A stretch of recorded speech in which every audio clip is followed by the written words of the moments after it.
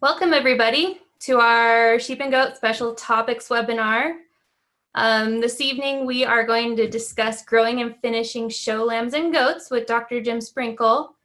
Before we get started, a couple things. My name is Melinda Ellison. I am the sheep specialist for the University of Idaho. I'm one of your hosts, and your other host this evening is Carmen Wilmore, who's an extension educator in Lincoln County. She raises goats and I raise sheep, so we can be somewhere for you guys to go. You'll see our email addresses there listed at the bottom of the page.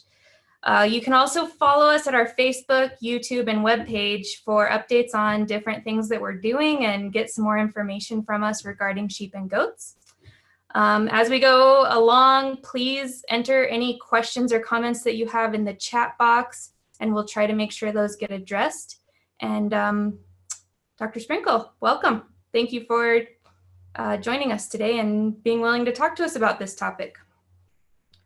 Okay, well, it's great to be with you. I wish I could be with you in person, but we have the opportunity to see a lot more people this way. I'm going to try to share my screen here.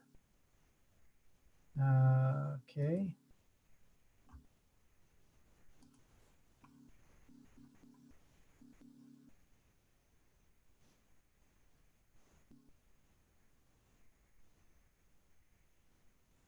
Okay, hopefully everybody can see that.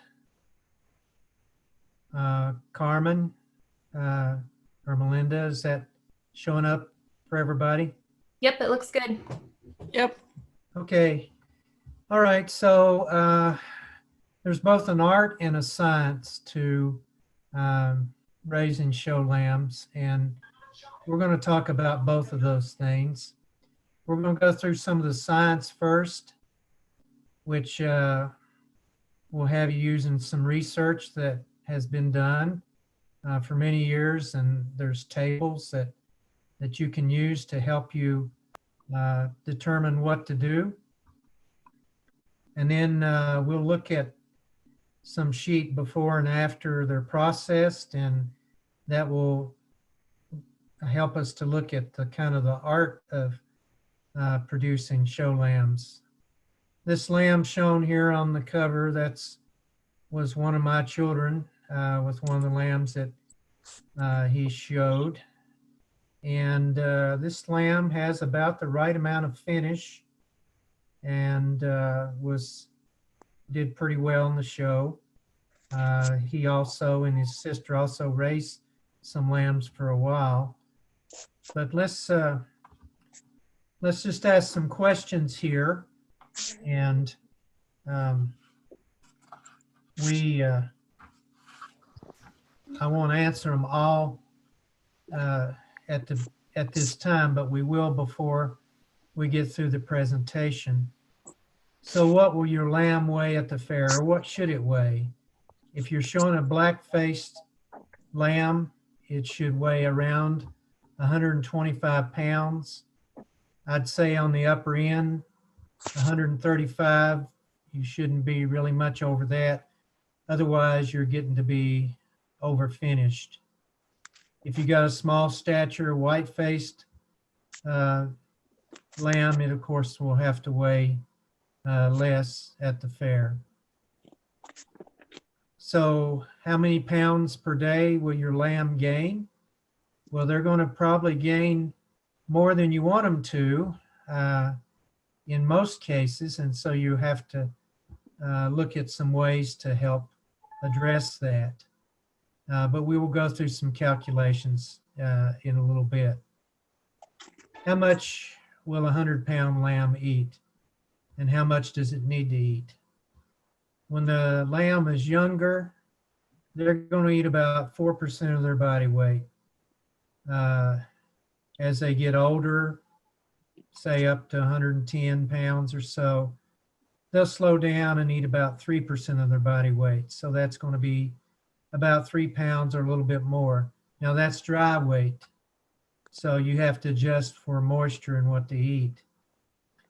I should explain also that the younger the lamb, the more lean gain it is putting on. And so the younger the lamb, the smaller the lamb, the higher the protein.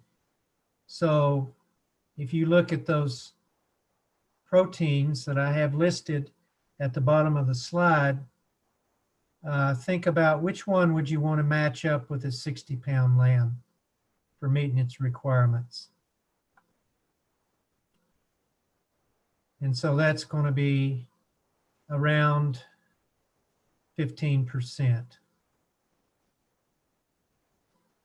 Now let's look at some calculations. So growing lamb, and you're going to probably want to purchase it at about 60 to 80 pounds. Most of the time it's going to be close to 70 to 80 pounds when you purchase it. If you feed them to appetite, they're going to eat about 4%. So to do those calculations, you're going to multiply 80 pounds times 0.04, and that would equal about 3.2 pounds per day. And then most of the time for a growing ration, we're going to feed about 50% of it's going to be a grain, 40 to 50%. So in this case, you'd multiply 3.2 by 0.5, and that would give you 1.6 pounds per day of grain. I want to spend a little bit of time talking about getting the lamb adjusted to the diet. So the lamb is a ruminant animal, and as a ruminant animal, they have the ability to digest fiber. They don't of themselves have that ability, but they have bacteria that live in their rumen that does that for them.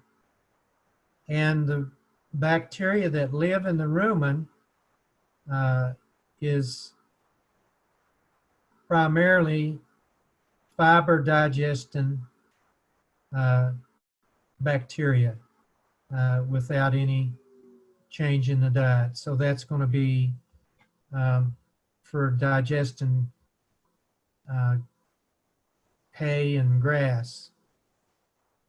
As you move them on to a diet that contains grain in it, then that's a different type of bacteria. That's a starch bacteria. And they have some of that in their rumen, but they don't have a large quantity of it. So you have to allow the lamb time to adjust to that. So what you're going to do is you're going to spend some time on step-up rations. So in the middle of the slide there, you can see that you're going to feed a very small amount of grain for the first 3 days, about a quarter pound. And then the next 3 days, you can increase to half a pound. And then you can get up to a pound after another 3 days. And then to get up to your growing ration, you're probably going to be going up to about 1.5 pounds of grain. Once you get them to that point, you want to hold them on that for a while. If you need to speed up their gain, you're going to put more grain in the ration or a higher energy feed. If you're wanting to slow them down, then you're going to have a little bit more fiber in the diet, more hay. So usually for a show lamb, you're looking at about 40 to 50% of grain is the norm. You should never feed them more than about 70%. When you get up to that high of a amount of grain, it gets more risky. So a lamb is very, very sensitive to rapid changes in the diet. And you don't want to throw too much grain at them too quickly. So you're going to feed them that grower ration until they are around 70 pounds. and then you're going to move them over to having a little more grain in the diet if you need to. But for most people, you're usually trying to hold their gain down to about 0.4 to 0.5 pounds per day. Now, the other thing to mention is up at the top of the slide, I've got some suggestions for changing them over to alfalfa if you if the lamb has not been on alfalfa. So with the grain, you can get grain bloat. With alfalfa, you can get the legume bloat. And so you can see some guidelines there. You want to take a week or 10 days to get them used to the alfalfa. Alfalfa is certainly a very good hay. It's they love it. It's very palatable. Now down at the bottom of the slide, let's talk about looking at the manure of the lamb every day. You should be looking at that. And you know how lamb manure is supposed to look. It's supposed to come out in little pellets like deer. And if it gets loose and runny, then you've got a problem. And you need to take care of that problem before you lose your lamb. So that's when you see loose stools and the animal is not eating well, then you're going to have to take them off the grain until you get them straightened out and just put them strictly hay. And then when you move them back on the grain again, then you're going to have to do it slowly again, like I show on this slide. Now you'll see this happen sometimes if you don't keep your feeder clean. If you let the grain just loose particles of grain be in the bottom of the feeder and you don't clean it out, if the lamb doesn't eat it all, then you can have that happen with having too loose and too fine of grain ration. Now we're going to talk about one principle here before we use some of the tables. And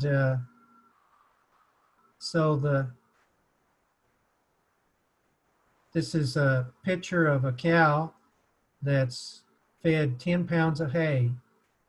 And through experiments that we do, we can weigh everything that comes out the back end. And let's say that we recovered 4 pounds of manure from the 10 pounds we fed. So that would mean that she digested 6 pounds of what was fed to her. So that would be 60% total digestible nutrients. This is just a way that we use to help us to count calories. Okay, here's a slide that I want to show you how to use. And we were going to do this with a chat question, but that we couldn't get that worked out. But if you look at my mouse here, here's some of the common ingredients that we feed in Idaho. Did somebody have a question? So here we got orchard grass hay, alfalfa hay, mid-bloom, better quality, corn, barley, and oats. And all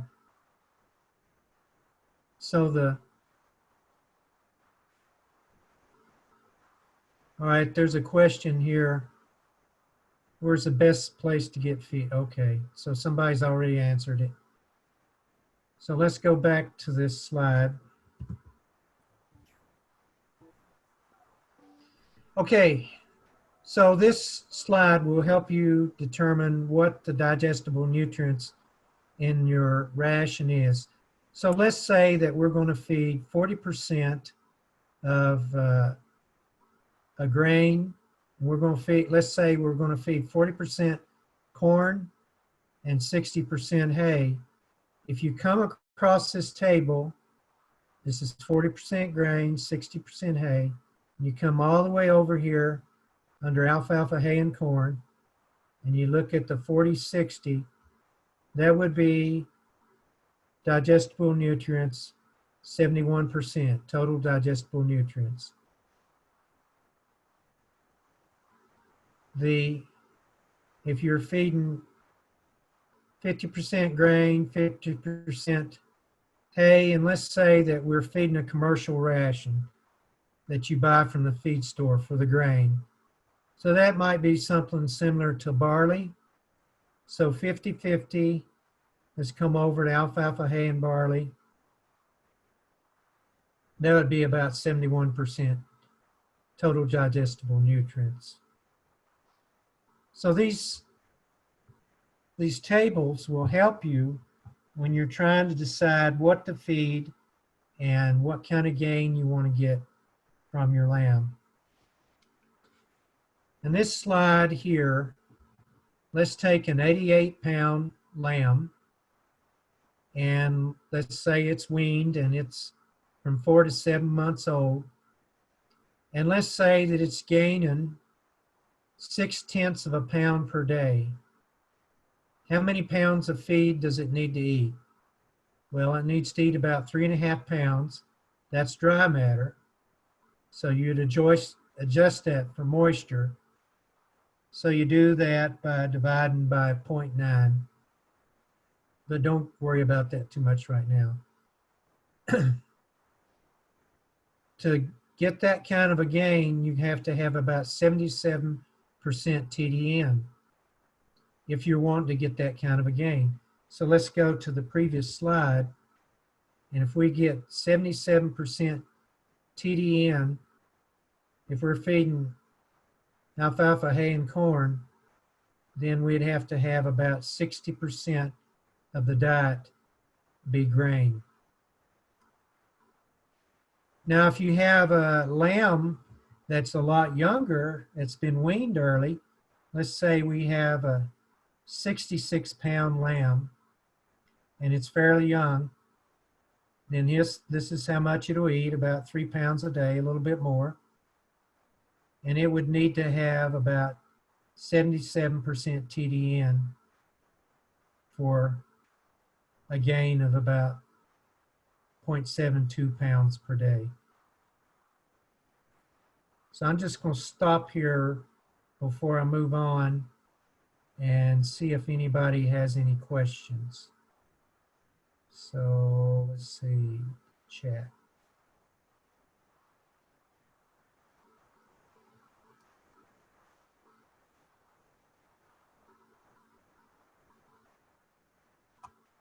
All right, I don't see any, so we're going to move on to the next slide.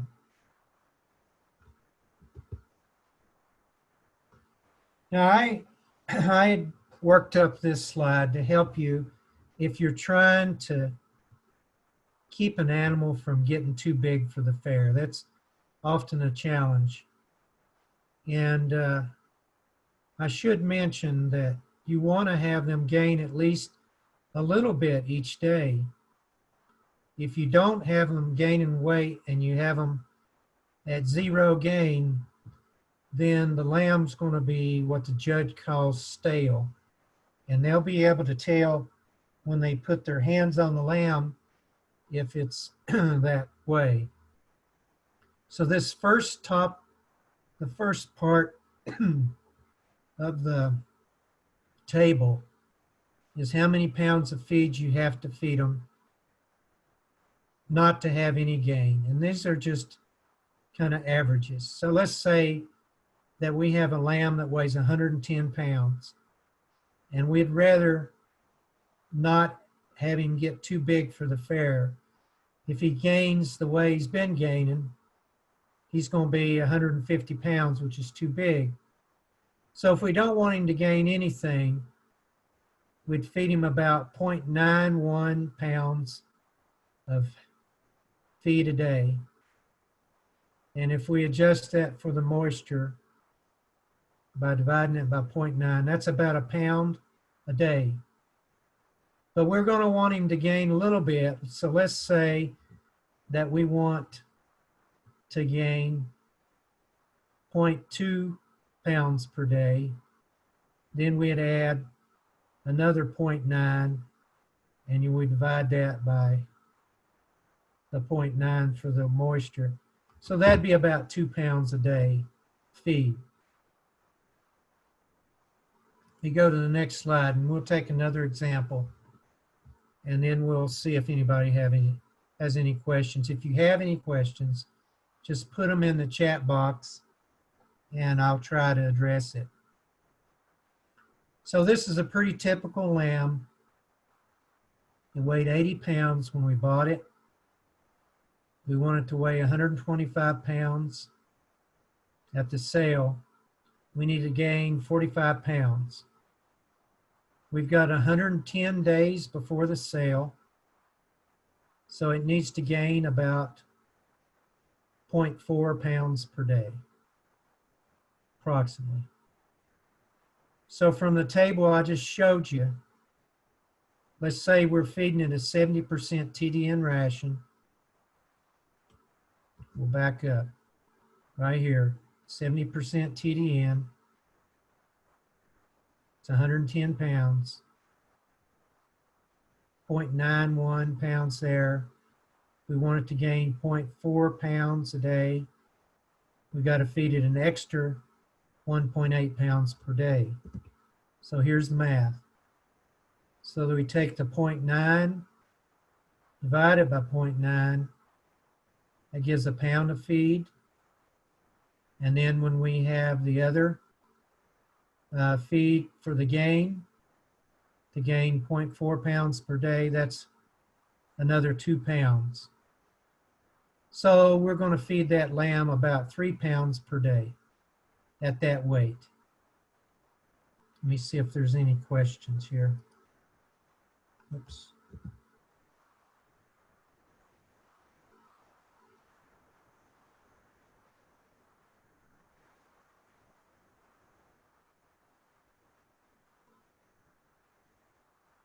Question is, I have a Dorper lamb. Would all this be the same? Well, you're just going to work off the weights.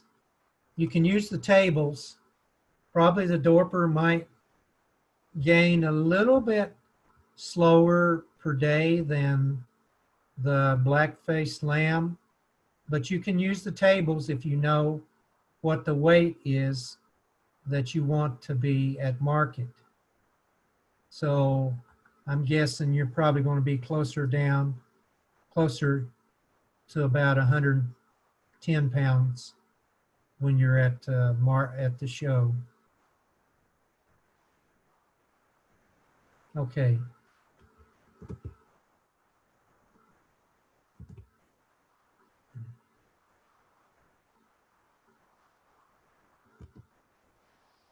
All right, one other precaution. This is going to be, we're getting close to the end of the science part, and then we'll get into the art. Most of you know this already. Sheep are very sensitive to copper in the diet. So don't feed any type of trace mineral product that's designed for cattle or goats to sheep. Try to keep the copper levels in the diet at 8 parts per million or less, around 8 parts per million. If you get a commercial ration, commercial grain ration, that's specifically for lambs, and has a mineral package, they'll probably have that figured out for you. Now let's talk about the art of showing lambs. Now if we look at this lamb here, this is a pretty good lamb. Now one of the very first place, let me see if we got a question here. How does one determine which percentage of TDN we should use? You're going to do that with the gain you want to get. So let's just back up.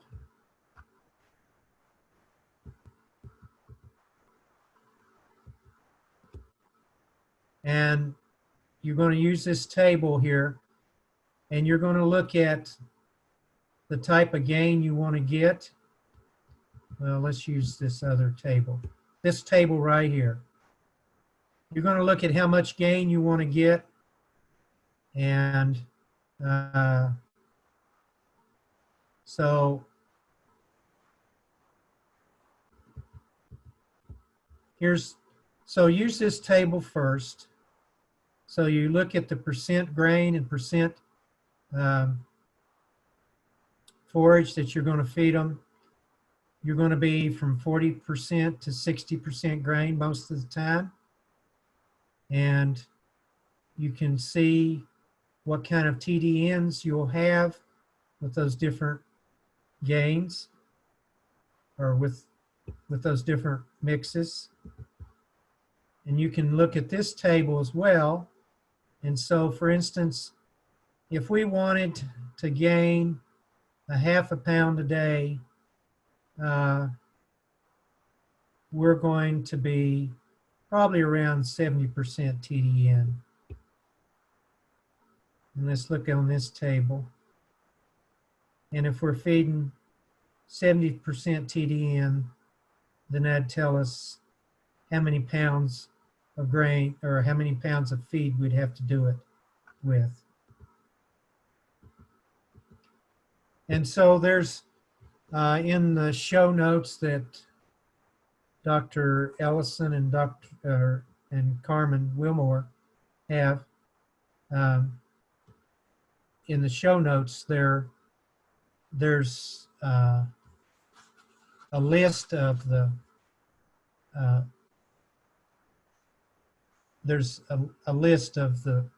resources for this presentation. There's a copy of this presentation in PDF that you can look at, download, and you'll have the tables in it. There's also a table that I wrote when I was in Arizona on feeding management for show lambs, and it'll have the tables also. Okay, so let's go back to the art. So here we have a pretty nice lamb, and you want to look at where fat's being deposited. About the very first place that you're going to see fat deposited is right behind the shoulder, right here.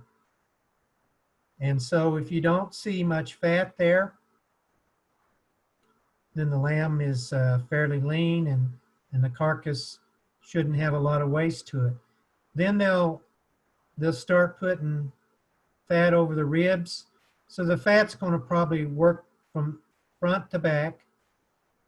And as they get fatter, they're going to get more fat in the flank, in the twist, which is between the hind legs, and in the brisket. And if you got a lot of fat in the brisket and the twist, you're going to have quite a bit of waste, and you won't have as good of quality carcass.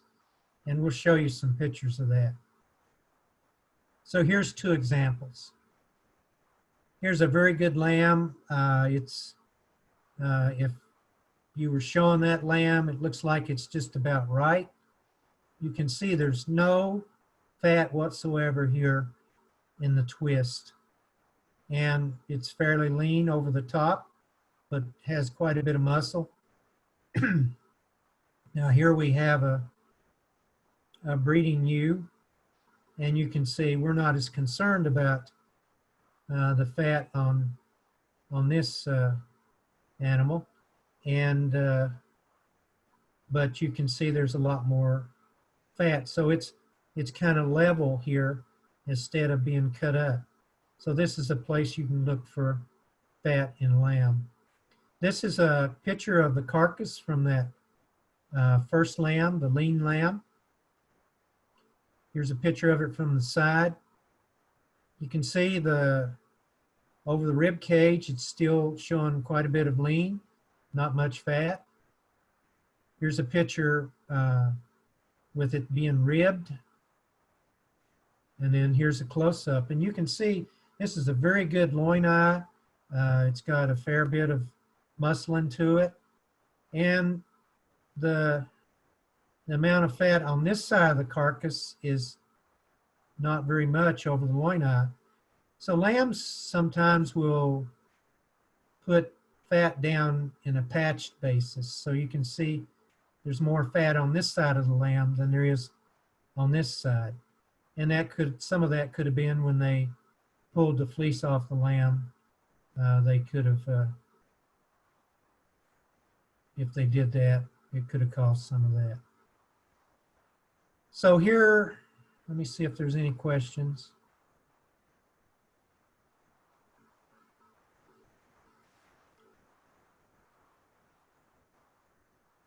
How do you tell if there's fat growing? By looking at those places, but also by palpating them with your hand over their backbone. And we're going to show you that here in just a minute. Okay, so to be a top quality lamb for the market, we want to have a yield grade 1. And that is, the lower the number, the leaner the animal. And so the fat thickness over the backbone, the maximum amount we want to have is 0.15 inches. Now, how much is that? It's not very much at all. So this is if you look at a sharpened pencil about halfway up the sharpened part, you would be able to feel that fat underneath the skin. So you'd kind of part the wool over their back and you'd push your fingertips right down on the backbone and see how much fat you're feeling. Let me see if there's any questions again.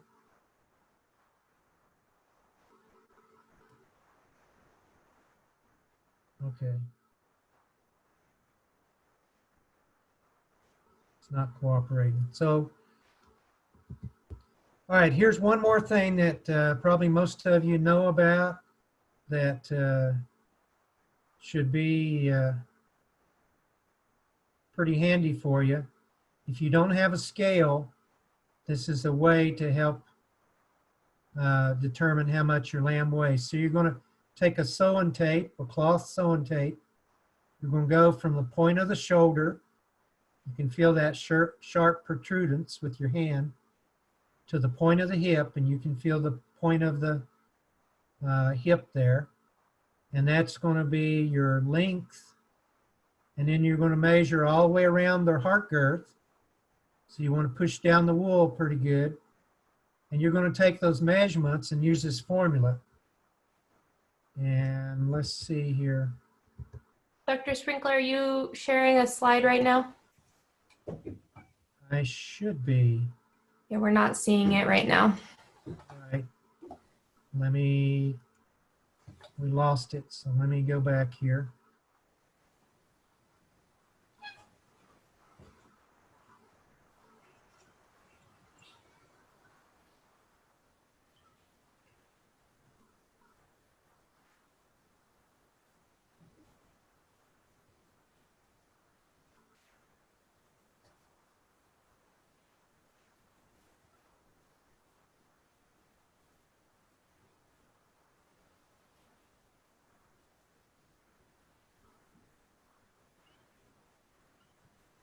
All right, can you see my screen? Yes. Okay, I'm sorry about that.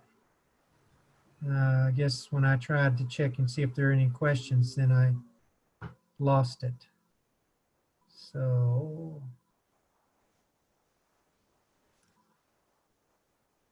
all right, you still see my screen?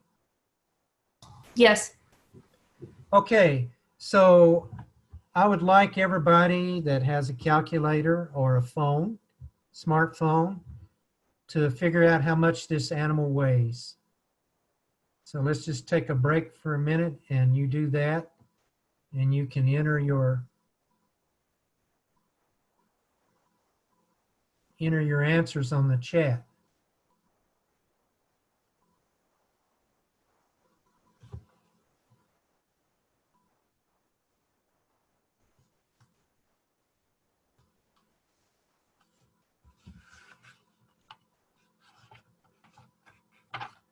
So you're going to take 33 times 33 times 31.75. And once you get that number, you're going to divide it by 300. Okay, very good. Yeah, so several people answered correctly. The lamb weighs 115 pounds. And so this is going to be a way to help you track your progress with the lamb. Okay, let's go on.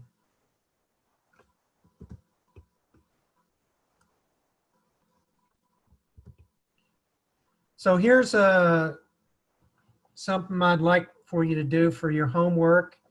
And if you get hung up on this, there's some show notes that I have pretty much the things I've been telling you are in the show notes that you can get to. And so you have a lamb that weighs 115 pounds. Your show is in 4 weeks.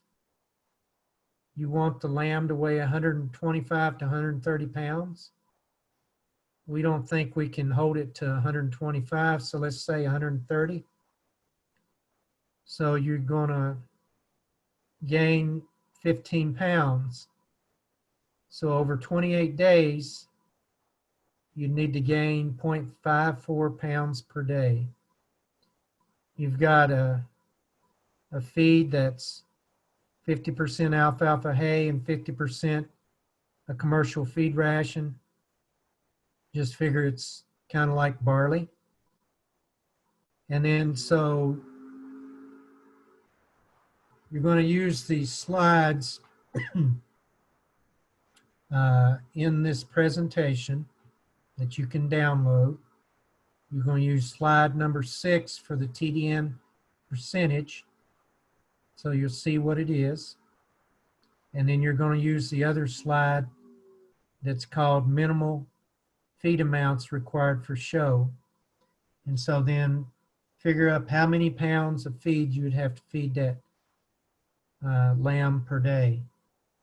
And so this is just homework. We're not going to go through that tonight, but if you look at the notes, you should be able to figure it out, or you might need to, if you need to talk to your leader, or if somebody needs to contact me, that's fine as well. All right, now let's look at 3 lambs. This is a pretty good lamb here. You can see there's not much fat in the flank. It looks pretty thick. It's got a pretty good leg on it. And it's got a wide loin to it. Now, this lamb kind of fooled me a little bit, and I'll show you the picture of its carcass shortly. I thought it probably had more fat over the back than it does, but you'll see it. Now here we have another lamb. If you just look at the difference between the leg of these two, this lamb drops off. This is not a show quality lamb. The rump drops off. There's not much muscle definition to this hind leg. It is lean, fairly lean, looks like. You don't see much fat accumulated here behind the shoulder. Now this lamb has some thickness to him. He has a pretty good leg on him, but he looks like he's carrying a little bit more finish than what you'd like. You can see he looks like he's carrying some fat right here in the shoulder. He's got his legs stretched out, so it's kind of hard to tell about the flank, but it looks like there might be a little fat in the flank and possibly in the brisket. Here's the carcasses of those 3 lambs. This is the heavily muscled one. This is the one that didn't have a very good hind leg on it, a little leaner. And then this is the the kind of the short, thick lamb. He's kind of dumpy looking, and he was just a little over finished. He should have been processed a lot sooner. So look at how much back fat he has here. He has on the rib, he looks like he's got about, oh, half an inch, which would put him in that real high yield grade number that shows fatness. This lamb, this is the one that it said kind of surprised me. He doesn't have very much fat over the loin at all, and he probably would be that yield grade 1 lamb. This lamb, the one that didn't have as good a hind leg, he actually looks pretty good. The loin looks pretty good, so it'd be pretty good eating quality. And all of these, in fact, would be good eating quality, but you'd have a lot more waste on this lamb here. And if you're looking at a show, you're not going to do, this is what you're going to want to aim for right here. The last thing I'll show you is, let's say you were showing, your show was on August 15th, and when you download this publication or the PDF of this presentation, this can give you some guidelines on some things that you ought to look at. You'd probably want to buy that lamb by about April 28th. So you'll have, and try to hit that range of 60 to 80 pounds. That's going to be the most important thing that you're looking at, is to try to get the weight right to begin with. And you want a thick lamb, but you don't want it too heavy. You don't want to have 100-pound lamb and you got to hold it 100 days before the fair. It's going to get fat, and if you try to keep it at a low gain, it's not going to be very happy. So here's what I was talking about with step-up ration on the grain. I didn't mention this earlier, but I want to now, is make sure when you buy your lamb, it has a enterotoxemia shot. It's what they call overeating disease. And then you probably want to give, if you can, you want to give a booster shot about 3 weeks after you get it home. And what that is these are bacteria that are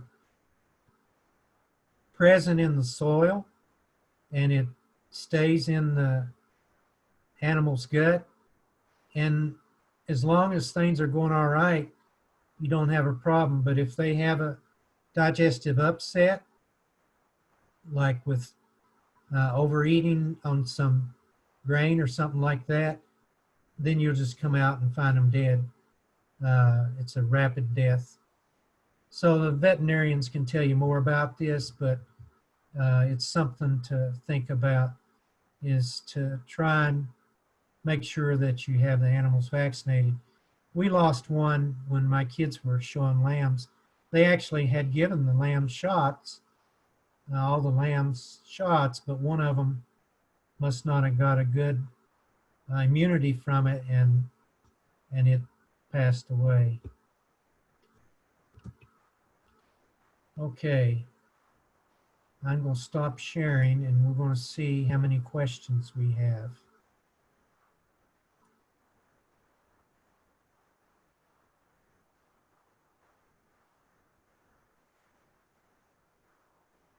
Okay, I don't understand this. Okay.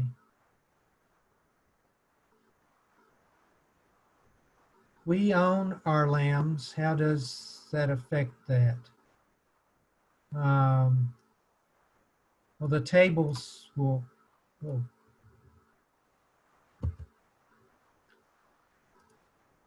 the tables will still work.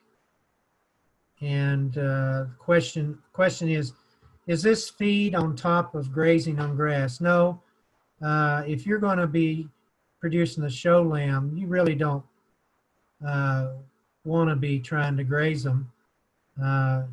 You can do some turnout, maybe turn them out for an hour or so a day to get some exercise.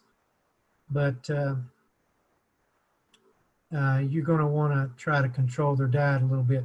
One thing I didn't mention is that about a month before you show the lamb, something that we used to do that is a pretty good idea is to use some alfalfa pellets instead of hay in the diet.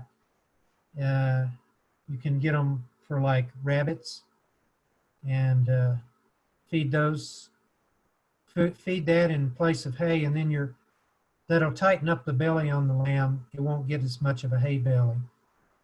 Feed it the same amount of weight, but just something about how the way those are processed in a pellet, it'll help you. All right, it's another question. It seems like most feeds emphasize protein content. How does that factor into gain? If you're feeding a good quality hay and and you're feeding a good quality feed, you're probably going to be meeting the protein requirements of the animal unless it's pretty young. And if you're trying to increase the protein, you could add more alfalfa hay to the diet. If you're wanting to slow down the gain on a lamb, then you can go to a lower energy content grain. So oats is the lowest energy content of all the grains. So if you have one that's trying to get too fat on you, oats is only about 76% TDN. So you could feed that in the place of a commercial ration or in place of corn or rolled barley or any of those. And of course, if you want the speed gain up, then you're going to put more grain into the diet. So do you recommend alfalfa over grass hay? We usually feed a Timothy grass mixture. If they're eating it fine, it's okay. If you're having problems with the performance of the animal, then you could try switching over. What happens when your lamb, okay, how much exercise should they get? And what do we do? Well, you should get them halter broke and say at least a couple months before the fair, you should be taking it out most every day and exercising it, walking it. If you can walk it 3/4 of a mile to a mile a day, that'll be pretty good for it. And also help it eat better. Some people that are showing lambs, I've actually seen them have a little step that the lamb has to step up on to eat its feed, just to try and work it a little bit more. All right, what happens when your lamb weighs more than 60 pounds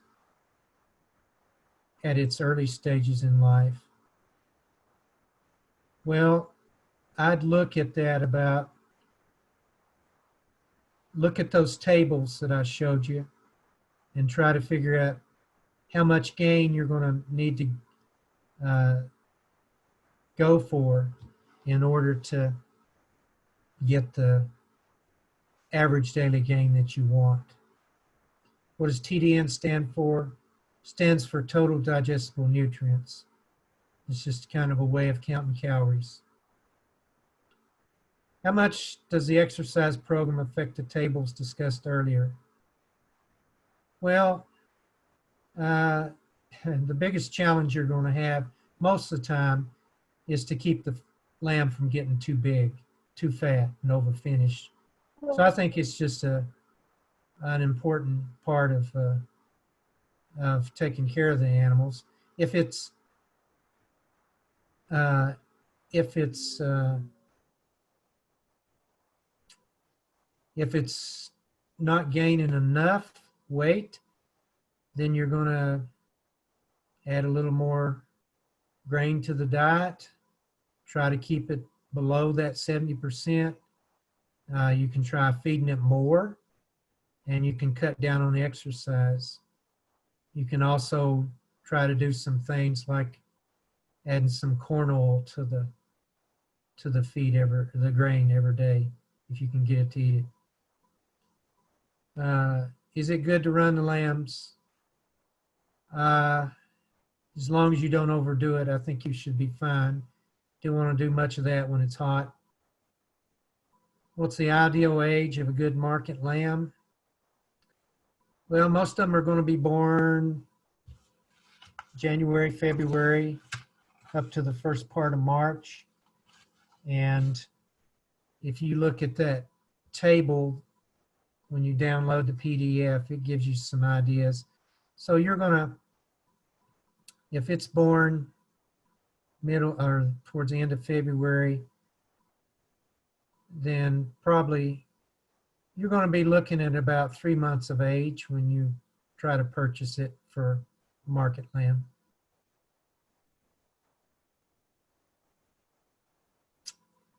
Okay, any other questions?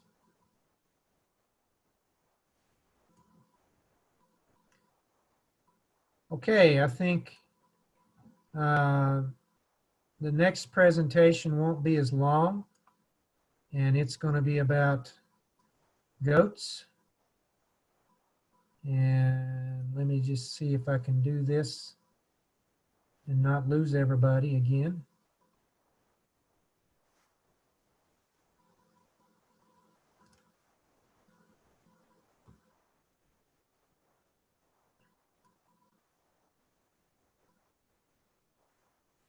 Okay, do I still have everybody? Dr. Ellison, am I still on? Yes, but we don't see your screen. All right, let me try it again.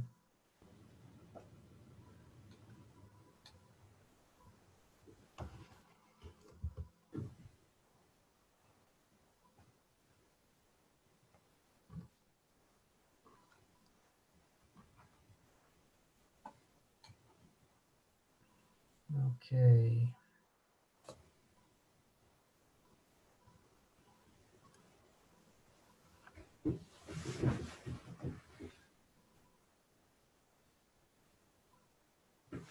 There you go. All right. Okay, so what I can tell you about goats is there's a lot we still need to know. They're still doing some research. I'm going to show you the web page for Langston University later, and that's in Oklahoma, and that's probably the premier place in the world where they do research on goats. And they actually have some handbooks that you can purchase that gives you a lot of information about them. But for a long time, people were trying to treat goats just like sheep, and they're different.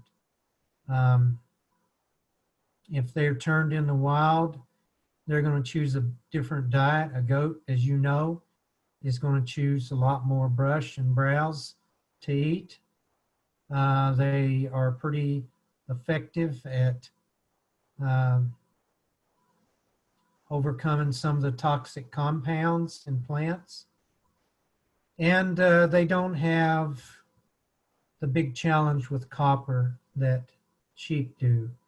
But let's just go forward on some things. So let's think about the end product. And so just like I showed you with the lambs, we talk about yield grades, And so a lower number is better. So a selection, a number 1 goat would be a leaner, more muscular goat. And I'll just show you a picture here.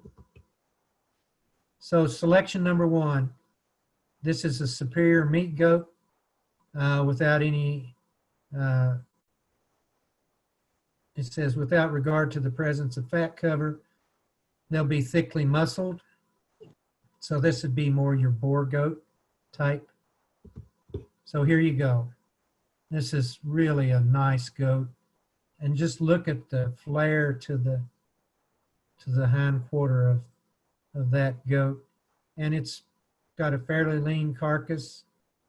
So this lamb yielded 50%. So 50% of its live weight would be the carcass there. And number 2 goat, they're going to have an average meat conformation. They're not going to be as thick and bulging as what I just showed you. And so here's a picture. You can see there's a big difference. We don't have that flare to the hind quarter. So this goat yielded about 47% of its live weight in a carcass. This is a number 3 goat. This would be inferior. It doesn't have much muscling to the goat. And here you can see, so this one only yielded 40%. So let me just back up. So if, let's say that we're trying to produce this type of a market goat, we're going to go through some things here. So here's the recommendation. You're going to have 0.1 inches of fat over the loin, right over the next to the last rib. And you don't want to have much fat over the back or over the shoulder and the ribs. So I showed you this for a lamb, and this is what we said for a lamb. But for a goat, you're talking not much. So this is the width here, 0.1 inches is what you're trying to get with the carcass on a market goat. So how do we feed those? Here's the current recommendations from the NRC, National Research Council, requirements for goats. These are kids that are 65 pounds, gaining 0.44 pounds per day. And so TDN needs to be about 65%, protein about 14%, and they'll eat about 2.3 pounds of dry feed. Now this is the NRC requirements. I don't like those requirements as well as something I'm going to show you here. So here's a website, and when you download the PDF of this presentation, you'll see this. There's a lot of great resources here, but there's a online calculator that you can use to do some calculations on what you need to feed the goat. And you go to this web page, and if it's working right, you just click here, and it should bring you to the spreadsheet. It's not working right now, and I think it's because of the COVID-19. I tried it yesterday, and I tried it today. When I clicked on this button here, then it just kicked me out of the goat research webpage and took me to the main Langston University page. So I'd say hopefully when we get over this coronavirus, it should work again. But I'm going to show you how you use that. And so this will be fairly quick. So this is when you go to the screen, you're going to want to select this one. It's called for producers. This one up here, the top one is for researchers. You don't need that level of technicality. So I'm just going to scroll down the page. So I'd click on this right here, producer version. So this is one of the first parts of the page. So you're going to select what type of goat you have. You can select a Spanish goat, an Angora. I'm going to choose a Boer goat or a Boer cross. I'm going to say that it's less than 1.5 years old. And so that's one of the options. You're going to select the sex. It's a wether. You're going to put the weight of the goat in pounds. So let's say it's 60 pounds. And if you don't know how to do that, just like I showed you, if you don't know the weight of the goat, just like I showed you for the lamb, they have a place you can click to help you do some measurements and estimate it. But most of you should be able to pick up a 60-pound goat and hold it on a bathroom scale. So you're going to select the pounds of weight that you'd like to gain in a month. So I set it at 12 pounds. And if you're going to have them on pasture, you click this. So here's where you enter the estimated TDN level of the diet and then the crude protein. So let's go down to the next slide. All right, so then you're going to click this button here that says calculate requirements, and it'll tell you what you need to be feeding that goat. It needs to get 1.4 pounds of TDN every day and 0.38 pounds of protein. It's got calcium and phosphorus. And then it's going to need to eat about 2 pounds per day. So then after it tells you that, then you select the feed ingredients. So you just click on that button at the bottom. And you can select whatever you want to feed it. It's got a big list. And then once you can add some vitamins and minerals if you want. But right here at the bottom of the page, I'm going to use the feed ingredients that I selected. So you click on this button, and then it's going to tell you how you're doing with what you selected. So here's the requirements. It needs 2 pounds per day of feed. It needs 1.4 pounds of TDN and 0.38 pounds of crude protein. We're not going to worry about the calcium and phosphorus right now. But you can see that with what I selected and what I was feeding, I'm not meeting its requirements. So what you do is you just play with these numbers here, the amount you're feeding of each, and then you'll see what happens. So here I changed some numbers. I went from 1/2 pound of oats to 1.3 pounds. And I went from 1.5 pounds of hay to 1 pound of hay. So I'm putting more grain in the diet to get more TDN. And when I did that, I met its TDN requirements. And we're not quite there on the protein, but we're getting closer. So then, once you're done, it prints out the ration for you, and then you've got your ration for the goats. And this is real easy and handy to use. So I just want to show you the difference here. So here's the NRC requirements for goats.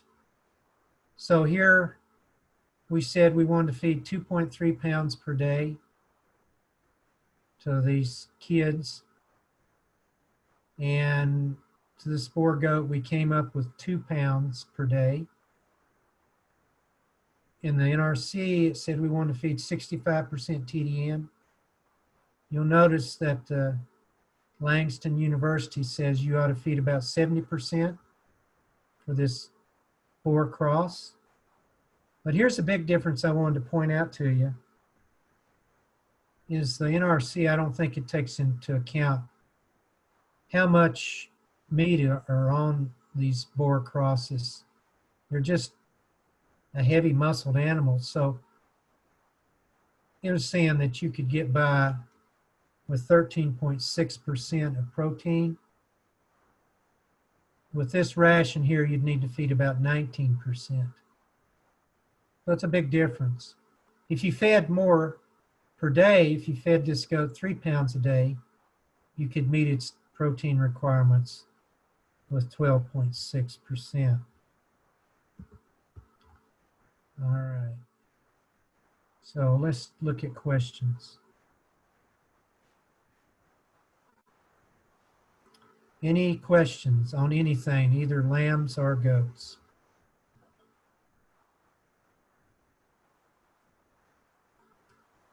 Can you use the Langston University for sheep?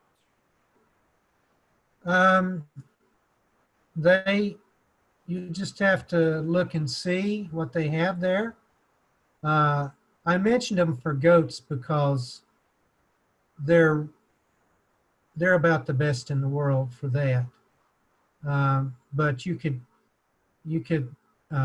if there's resources there for sheep, they would be just as good as what I showed you. But I have more confidence in the NRC requirements for the sheep. I mean for sheep. All right, let's see some questions. Can you have sheep and goats in the same barn? Well,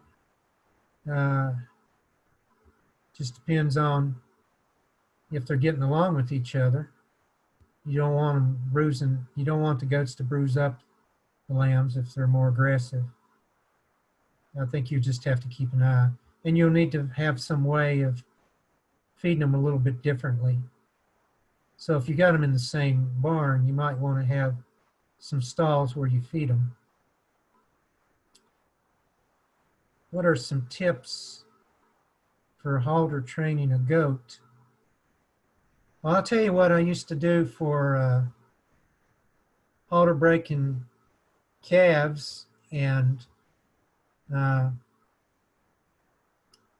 weanling colts, horses, is tying them up to a good solid post with a rubber inner tube.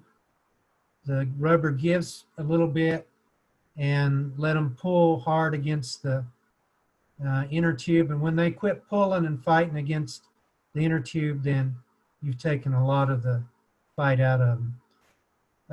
Is the boar the best meat goat for 4-H?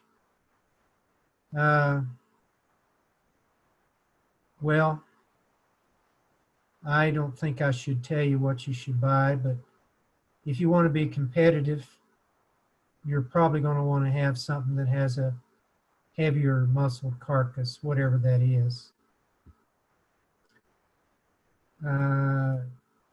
Don't use a collar on the goat. Make sure to use the halter while halter breaking. Yes, that's true. When you're showing the goat, you got to use the collar, but when you're halter breaking, thanks for bringing that up. Okay, any other questions? Well, I've enjoyed my time with you tonight. I would love to have been there with you in person. If we'd have been in person, we'd have probably tried to get somebody to bring a live animal, and we would have taken a sewing tape and try to have you estimate what kind of weight you had for the animals.